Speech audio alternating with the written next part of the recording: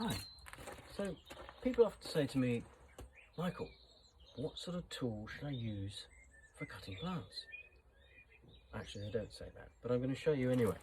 So, first up, in the tools that I use are these little snips. These are by a company called ARS, but you can get similar from lots of other companies, Japanese make. Very small, useful for snipping thin stems, small things. I actually also use them occasionally for digging out weeds with tap roots, but you're probably not supposed to use it for that.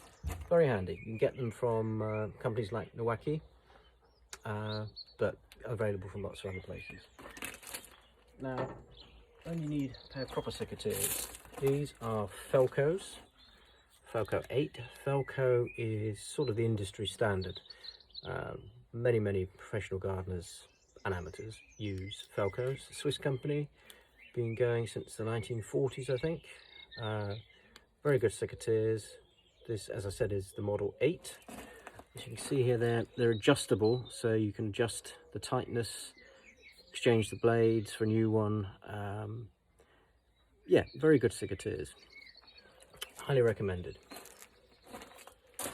Then you've got something like this, which is by a German company called Loewe. Now the difference between these and these is that these are what is known as bypass secateurs. So the blade passes past this bit here, whereas these ones are what is known as anvil secateurs. So I don't know if you can see, there's a small what do you call it, plate almost, so the blade presses down onto that. Problem with these is if they're not very sharp, they can crush the plant material rather than cut it. So I only use these for sort of thick stems on roses or something like that. They are not that great for cutting back herbaceous stuff. But these, the bypass secateurs, are more multi-purpose.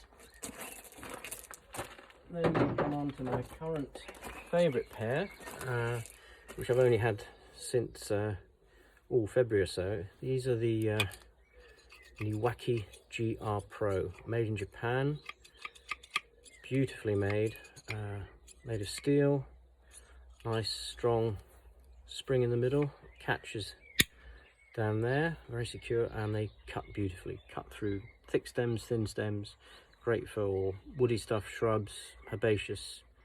Just a really nice pair of secateurs, and they look great as well.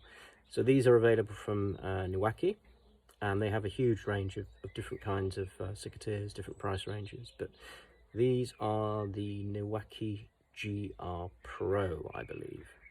Pro sounds good, doesn't it? So that's those. Now, if you want to cut thicker stuff, you might need a saw, what's known as a pruning saw.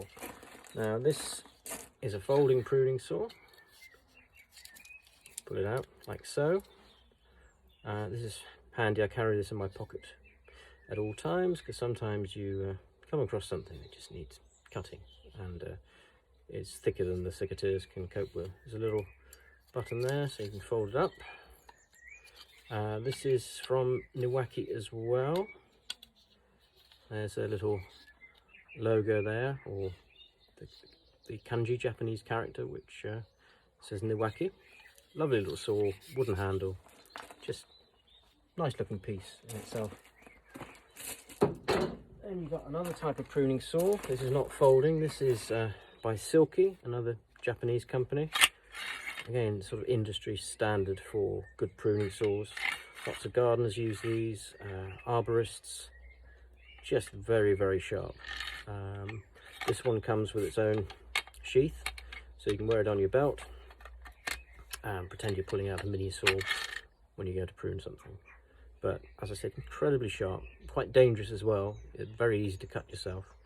This is the Gomtaro 240. Gomtaro is the name of the model. 240 means the blade is 240 millimeters, and you can get different kinds of blades with different numbers of teeth. And so on, but because it's a Japanese saw, you cut on the pull rather than the push.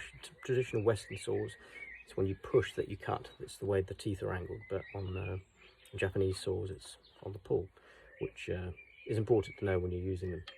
Lovely little saw anyway. And finally, if you want to cut something thick as well and don't want to use a saw, you can use loppers. Now, recently bought these. These are by a British company called Bulldog. Again, that's an anvil action. So like the Loewe secateurs, this cuts down on this anvil, this plate here.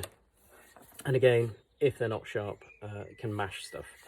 I actually don't use loppers very often because I find they can mash stuff. You don't get quite such a clean cut as you do with a pruning saw, but they're handy for chopping up. Let's say if you cut a load of big branches and you just want to cut them up smaller, you can go along with these. And of course you can reach high with a pair of loppers. Yeah, on the whole, don't use these much.